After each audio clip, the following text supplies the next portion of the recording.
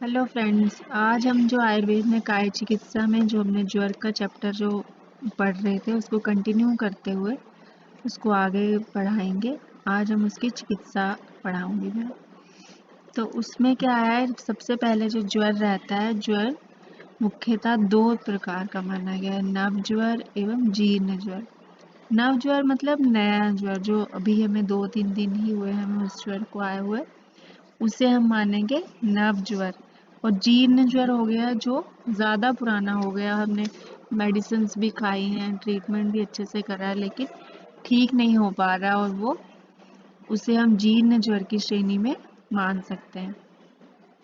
अब नव ज्वर क्या, कितने दिन का आयुर्वेद में माना गया है?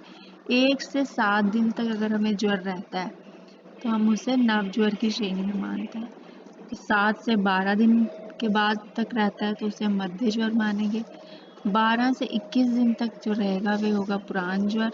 और 21 दिन के बाद अगर 21 दिन तक भी हमें ज्वर रहता है तो हम उसे जीर्ण ज्वर की श्रेणी में ला सकते हैं। जीर्ण ज्वर मतलब बहुत ज़्यादा पुराना हो गया, ट्रीटमेंट लेने के बाद भी नहीं ठीक हुआ, तो उसे हम जीर्ण ज्वर मानेंगे। अब नव ज्वर की चिकित्सा में क्या होता है, इसमें आयुर्वेद के अनुसार 6 प्रकार का जो उन्होंने ट्रीटमेंट मान सकते हैं हम इसे।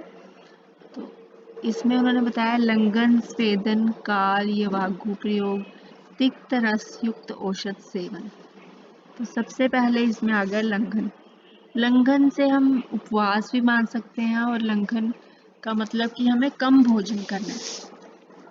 तो इससे क्या होगा, उपवास से क्या होता है बेसिकली, कि जो हमारे दोष बहुत ज़्यादा बढ़ गए होते हैं वे कम हो जाते हैं, ज्वर का वेग भी घटता है, और साथ में अग्नि जो है हमारी वो प्रदीप्त होती है, क्योंकि अग्नि हमारी क्षीण हो गई होती है, वे अपने स्थान से हट गई है, तो वो सर्वशीर्गत हो गई है, हमें उसे अपने स्थान पे वापस लाना है, उसको प्रदीप्त करना है। तो उसके लिए हमें उपवास का प्रयोग करना चाहिए। लेकिन उपवास जो है वह सब लोग नहीं कर पाते हैं, तो हमें रोगी की बल के अनुसार, उसकी सहन शक्ति के अनुसार ही हमें उपवास कराना है। और उपवास नहीं कर सकते हैं तो इसलिए हम उसे लंघन करवाते हैं। लंघन भी हमने उसकी शक्ति के अनुसार ही कराना है। ये ना हो कि हम उसे भोजन ना दें और वे उसकी क्षीणता और बढ़ती जाए, क्योंकि उसका बल भी क्षीण हो गया, अग्नि तो क्षीण है ही, और बल भी क्षीण हो गया, तो हमें उसकी शक्ति के अनुसार ही लंघन देना है। अब लंघन में हम उसे बिल्कुल हल्का भोजन जैसे पेया, विलेपी, दाल के यूश ये दे सकते हैं। उसके बाद इससे होगा क्या, कफ का पाचन होगा, व्यक्ति की अग्नि प्रदीप्त होगी, और उसमें व्यक्ति को शरीर में हल्कापन होगा और भोजन की इच्छा उसकी जागृत होगी। तो ये हो गया लंघन। लंघन हमें कितने दिन तक करवाना चाहिए? क्रमशः 1 दिन तक का लंघन करवाएं, या 3 दिन तक, या 6 दिन रात तक लंघन करवाना चाहिए। अब इससे ज़्यादा लंघन नहीं करवाना चाहिए, क्योंकि इससे व्यक्ति की शक्ति और ज़्यादा क्षीण हो सकती है। इसके बाद हम आयुर्वेद के अनुसार हम मानते हैं कि हमें इसके बाद मेडिसिन देनी चाहिए। और राजयक्ष्मा ज्वर, जैसे राजयक्ष्मा टीबी है किसी को, या धातु क्षय जन्य ज्वर है, या भयज ज्वर है, शोकज, इस तरह के जो ज्वर हैं उनमें व्यक्ति को लंघन नहीं करवाना, क्योंकि इसका हमें पता है कि उसको किस कारण, बेसिकली किस कारण से ज्वर हुआ है। जैसे राजयक्ष्मा ज्वर है, राजयक्ष्मा में उसको टीबी है, उसको इन्फेक्शन है चेस्ट के अंदर, उसमें वैसे ही बहुत ज़्यादा क्षीणता आ जाएगी। तो अगर हम उसको लंघन करवाएंगे तो व्यक्ति में बहुत ज़्यादा धातुक्षय हो जाएगा और उसकी मृत्यु तक हो सकती है, इसलिए उसको लंघन नहीं करवाना है। उसके बाद आ गया नेक्स्ट स्वेदन। अब इसमें क्या होता है, ज्वर जो है वो पित्तजन्य माना गया है, तो हम आम जन्य भी माना गया है, उस पित्तजन्य भी माना गया। अब हम व्यक्ति को डायरेक्ट स्वेदन तो नहीं कर सकते, डायरेक्ट स्वेदन तो हमें नहीं करवाना चाहिए वैसे तो। अब क्योंकि स्वेद का अवरोध रहता है व्यक्ति में, तो हमें, जैसे व्यक्ति को बहुत ज़्यादा ज्वर में शरीर अंगों में टूटन जैसी पीड़ा होती है, वेदना होती है, अस्थि जंगागत उसको और संधि स्थलों में वेदना रहती है, आमगत ज्वर में, वातज ज्वर में, इनमें स्वेदन जो है वो उपयुक्त होता है। अब अगर हाई पित्तज ज्वर है तो हम उसमें स्वेदन नहीं करवाना है। तो अगर वातज ज्वर है, कफज ज्वर है या उसमें पेन्स हैं बहुत ज़्यादा व्यक्ति को, तो हमें उसमें स्वेदन करवाएंगे तो उससे व्यक्ति को आराम मिलेगा। अब स्वेदन डायरेक्ट नहीं कराएंगे अगर, तो हमें क्या देना है, उष्ण जल पिलाना चाहिए। उष्ण जल से क्या होगा, उसकी तृष्णा का शमन तो होगा ही, साथ ही साथ में कफ का विलयन हो जाएगा। जो कफ आम की वृद्धि हुई है, कफ की वृद्धि हुई है, तो उसका विलयन होगा। रुके हुए स्वेद जो है उनकी प्रवृत्ति होगी। मल मूत्र एवं वायु की सही स्थानों में प्रवृत्ति होगी, मतलब वो अपने जहाँ उसका स्थान है उस स्थिति में वो आ जाएंगे। तंद्रा, जड़ता एवं अरुचि को नष्ट करेगा। ये उष्ण जल के फायदे हैं। इसके साथ हम उसको क्या कर सकते हैं, शीत से अगर उसको बचाना है साथ में, क्योंकि शीत भी लगता है ज्वर में, तो हम उसे भारी ऊनी वस्त्र उड़ा सकते हैं, पहना सकते हैं। अगर ये करके उस पर स्वेद कारक औषधियाँ, जो उष्ण औषधियाँ हैं, उनको हम प्रयोग करा सकते हैं ताकि व्यक्ति में स्वेद निकले और स्वेद के द्वारा दोषों का निर्गमन हो। और जब दोष बाहर आ जाएंगे, इससे स्रोतों की शुद्धि होगी और व्यक्ति में हल्कापन आएगा और उसमें ज्वर की प्रवृत्ति नहीं होगी या कम हो जाएगी। अब उष्ण जल पिलाना जो है वो सबसे उत्तम स्वेदन माना गया ज्वर में। अब इसमें हम षडंग पानी दे सकते, क्योंकि पित्त की भी प्रवृत्ति रहती है, तो षडंग पानी जो वो पित्तहर होता है।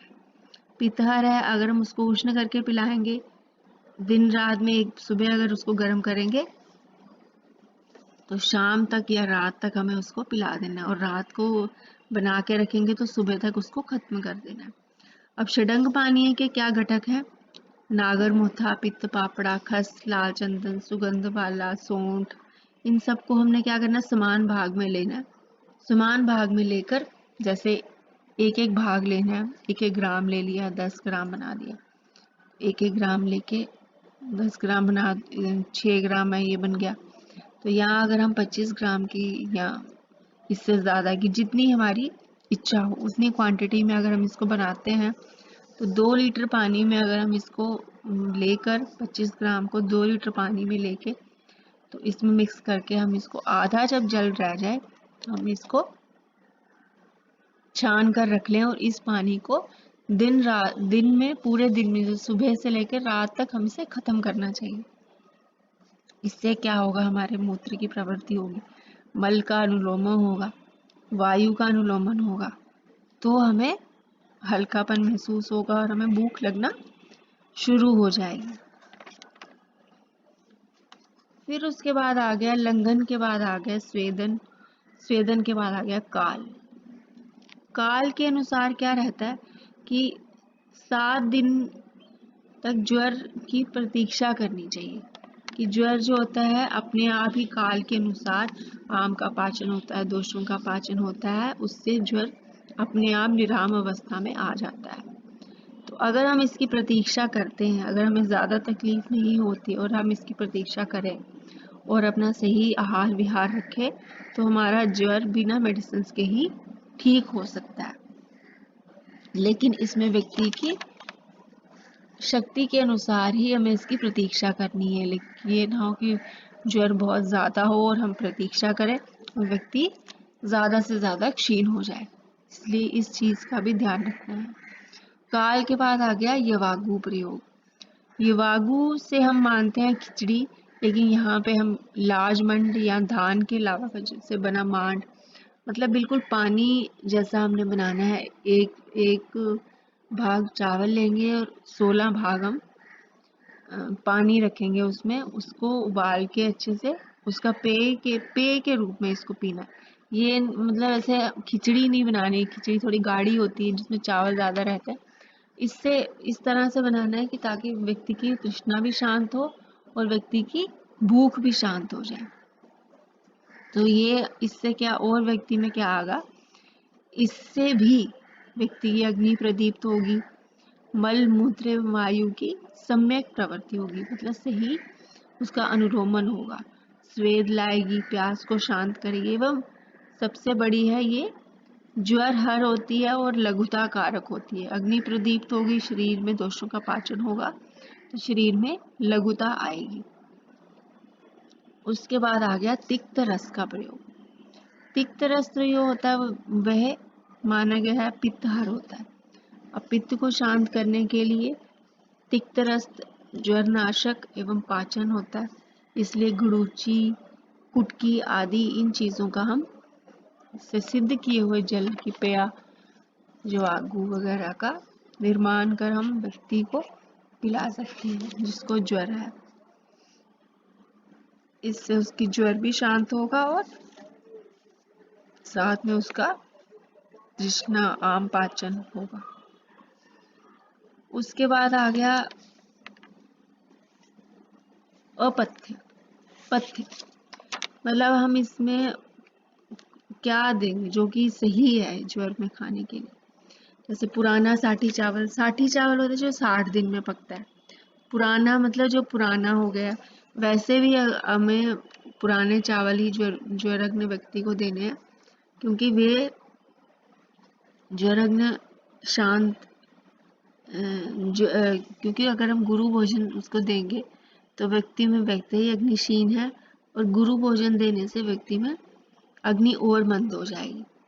इसलिए पुराना साठी चावल ये पचने में हल्के होते हैं, तो आम का पाचन उसका धीरे धीरे हो पाएगा और व्यक्ति को भूख भी लगेगी। मंड पेया विलेपी आदि का सेवन करें, मूंग की दाल का यूज, चने की दाल का यूज, फिर गुडूची, मुनक्का, अनार उसका सेवन करें। दूध को फाड़ कर उसका पानी जो बना है वह व्यक्ति को दे सकते हैं। अब गुडूची जो है मेडिसिन के रूप में भी हम इसको दे सकते हैं, और ऐसे भी इसका क्वाथ बना के गुडूची आधे क्वाथ का सेवन कराएंगे। उससे ये क्योंकि ये ज्वरहर होती है तो इससे ज्वर व्यक्ति का शांत होगा। अब आगे अपथ्य। अब अपथ्य से मतलब कि जो हमें नवज्वर में जिनका प्रयोग बिल्कुल भी नहीं करना है। इनमें सबसे मेन है कषाय रस। कषाय रस से युक्त जो मेडिसिन है या जो वस्तुएं हैं हमें उनका सेवन नहीं करना है, क्योंकि जो कषाय रस होता है वे स्तंभक होता है, मतलब रोकने वाला, मतलब दोषों का ये स्तंभन कर देगा, उनको अंदर ही रोक लेगा हमारे शरीर में। तो ये हमें उनका अनुलोमन नहीं करेगा तो हमारा ज्वर जो है वो ठीक नहीं हो पाएगा। तो इसलिए हमें कषाय रस का सेवन नहीं करना है। दूसरा है, फिर और है इसमें जो हमें नहीं करने हैं, सोना, दिन में सोना। दिन में सोने से क्या होता है, कफ की वृद्धि होती है। कफ की वृद्धि होगी तो फिर से हमारे आम की वृद्धि हो जाएगी, क्योंकि कफ और आम दोनों एक ही भाव के हैं। हमें उनको नहीं बढ़ने देना है।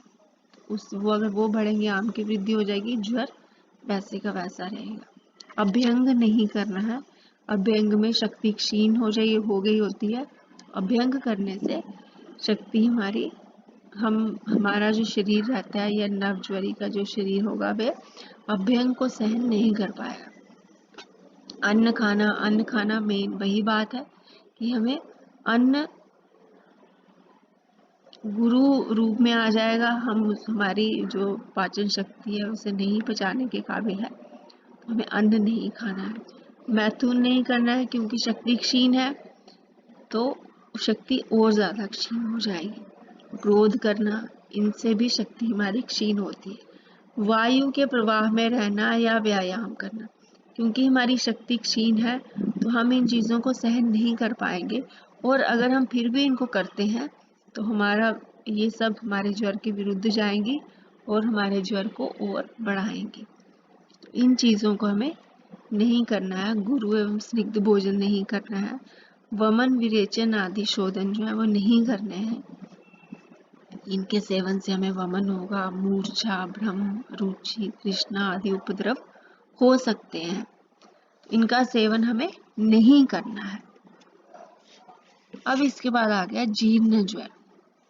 तो जीर्ण ज्वर जैसे मैंने आपको बताया 21 दिन तक बने रहने के बाद जो आगे रहता है ज्वर, उसे हम जीर्ण ज्वर की श्रेणी में मानते हैं। अब इसमें क्या होता है कि व्यक्ति का ज्वर का तापमान जो होता है वो मंद रहता है, मतलब उसका ज्वर बाहर से अगर वो ठीक भी लगे तो अंदर से इंटरनली उसका, क्योंकि उसकी अग्नि जो है पूरी तरह से ठीक नहीं हुई है, अग्नि का पाचन अच्छी तरह से, दोषों का पाचन अच्छी तरह से नहीं हुआ है, तो ज्वर का तापमान जो रहेगा वह थोड़ा मंद रहेगा, लेकिन इंटरनल रहेगा। बाहर से उसको लगे मैं ठीक हो गया हूँ, लेकिन ज्वर नहीं ठीक हुआ है। अब प्लीहा की वृद्धि हो सकती है इसमें, क्योंकि हमारा हीमोग्लोबिन जो है वह कम हो जाएगा, और स्प्लीन जो है वो हीमोग्लोबिन बनाती है, हीमोग्लोबिन में आरबीसीज बनाती है। आरबीसीज बनाने के कारण ही स्प्लीन की वृद्धि होगी, क्योंकि उसे ज़्यादा क्वांटिटी में बनाने पड़ रहे हैं, तो उसकी जो साइज होगा वो बढ़ेगा, जिससे हमें व्यक्ति को होगा कि हमें पता चलेगा कि इसका ज्वर किस स्टेज पर है।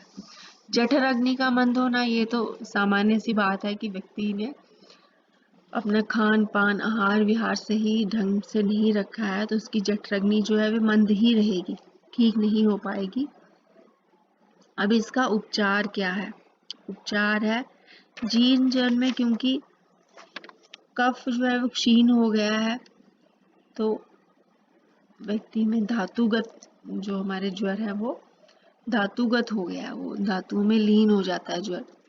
तो इसमें हमें क्या करना है? दूध का प्रयोग करना। अब दूध जो है नवज्वर में हम नहीं देते हैं, क्योंकि वे गुरु माना गया है, तो अब क्योंकि उसमें आम की वृद्धि रहती है, अब इसमें कफ क्षीण हो जाता है, तो हम दुग्ध का प्रयोग जो है वो अमृत के समान माना गया है, इसमें जीवन रक्षक है।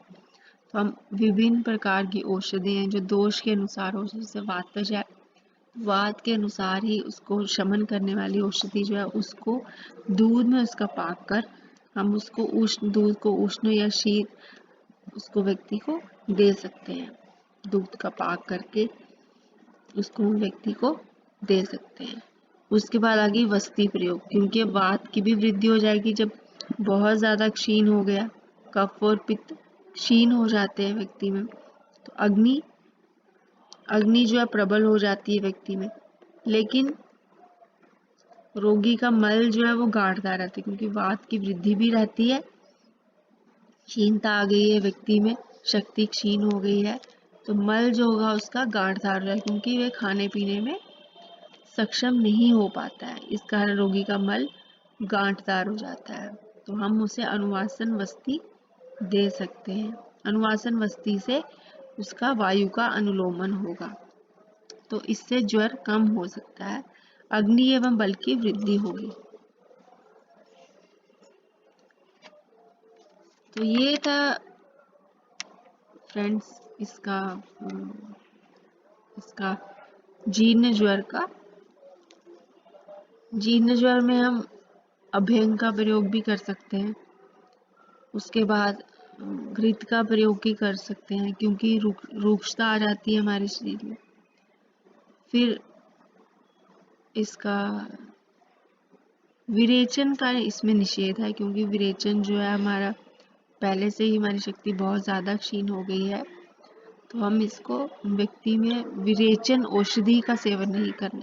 लेकिन अगर बहुत ज़्यादा उसको कब्जी है, व्यक्ति को वात की बहुत ज़्यादा वृद्धि, मल बहुत ज़्यादा गांठदार है और वो बस्ती को भी सहन नहीं कर पाएगा, तो हम उसको मुनक्का का सेवन दूध के साथ दे सकते हैं, जिससे उसका पेट जो है वो साफ हो जाए और उसका मलापहरण हो जाए। तो ये चीज़ें करने से व्यक्ति में जीर्ण ज्वर में भी व्यक्ति को आराम लगेगा। तो ये था फ्रेंड्स नवज्वर और जीर्ण ज्वर की चिकित्सा। Thank you.